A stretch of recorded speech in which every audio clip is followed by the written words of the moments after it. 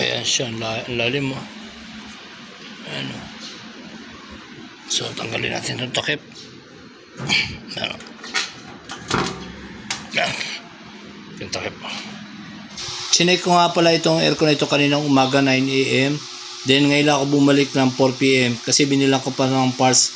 And also nirepair ko pa yung mga terminal niya. At saka napakainit dito kaya nagpahapon na rin ako.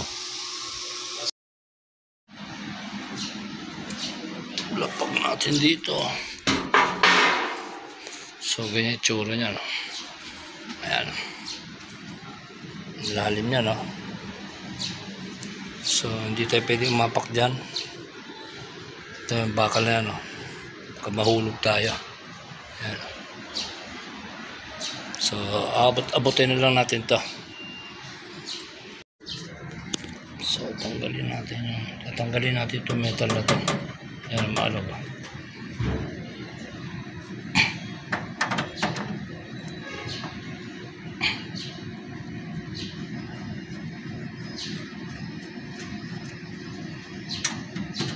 Yan. Ito tornilyo.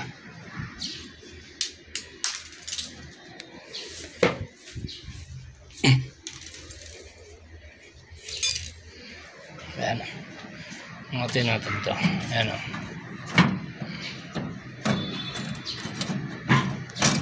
Ayan.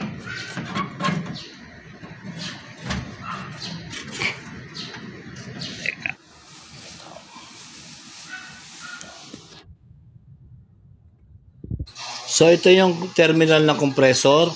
Sunog yung mga connector niya, yung sa common start sa kasaran. Bali ni-repair ko pa yung mga connector niya.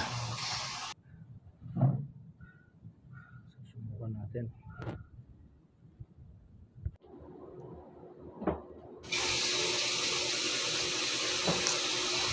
Ito, dadive na ako. Hawak yung terminal ng compressor. Ayan o. From second floor to compressor. Ayan, dadive ako dyan. Ayun, nagsuot na ako ng mask kasi maalikabok masyado. Bali, ang complaint ni madam nito sa aircon niya ay hindi lumalamig. So, nung chinek ko nga yung evaporator, talagang hindi lumalamig at wala siyang moist. So, makita ko dito sa taas, chinek ko yung outdoor unit, itong condenser. Napansin ko nga hindi umuugong yung compressor. Then, pina-on ko ulit kay madam yung aircon kasi nag-voltage checking ako. Meron naman siyang supply doon sa magnetic contactor. Kompleto siya na 220 volts. And then, pina-off ko na ulit kay madam. Then, after that, chinek ko yung capacitor. Bagsak nga yung microfarad niya. Then, chinek ko na rin yung connector ng compressor. Baka bago ko balitan ng capacitor, checking ko muna kung okay pa yung compressor. Then, chinek ko yung tatlong wire na papunta sa compressor. Bali, yung isang wire na common, yung kulay black, open siya, wala siyang resistance. Kaya chinek ko na rin mismo doon sa may compressor. Nakita ko nga sunog yung cap niya. And also wala siyang overload protector. Bali ang pinaka-protector niya yung magnetic contactor. Doon nakita ko nga yung terminal na papunta sa common, sunog na. Kaya kinalas ko na lahat din, nilinisan ko mabuti. And then pinalitan ko na ng mga terminal yung tatlong wire. Then chinek ko mismo doon sa compressor yung tatlong terminal kung good pa yung mga resistance sa bawat coil. Okay naman siya, kaya binilang ko na rin ng capacitor. Okay, lagyan na natin itong capacitor. So, dyan yan. Yeah. Ito na yung kabilang dulo ng wire ng compressor. Ito kinabit ko na sa magnetic contactor and also dun sa capacitor. Yan. Then, lagyan natin ng lock. So, yung isang linya, itong pula, kanina dito nakalagay yung dalawa dito. Ito, bago ko kalasin yung dalawang pulang wire, magkasama sila sa terminal ng capacitor. So, ang gagawin ko ngayon, yung isa, kasi ginawa ko ng parante. Dito ko na diniretso. Ayan, magkasama pa rin sila. Itong dalawang pula na to. Then yung isang, ito kasi yung line eh. Then yung isa, itong white capacitor. Yung isang, ito naman black, ito yung live. Then ito yung neutral. So imbis na yung isang neutral pa galing sa compressor, nadaan dito, hindi ko na pinadaan dyan. Dito ko na inano. Kasi ginamit ko yung terminal niya doon sa baba.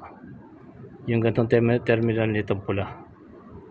Yan, okay. So, ito na ikakapitan natin yan. Yan, o. Diba? Sige pa natin yung ano. So, ayan na. Okay. Bago ko kalasin yan kanina, pinicture ko muna lahat yan para pagbalik ko, hindi ako magkakamali.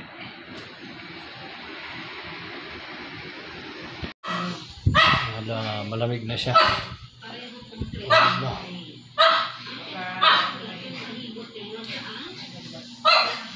Bumaba muna ako, chinek ko muna itong indoor unit kung lumalamig na bago ko isara yun sa outdoor unit.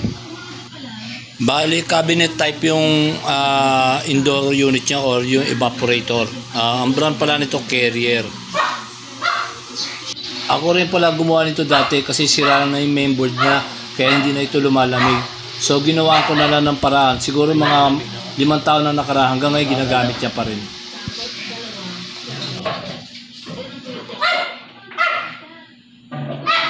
Ito cabinet type ko eh.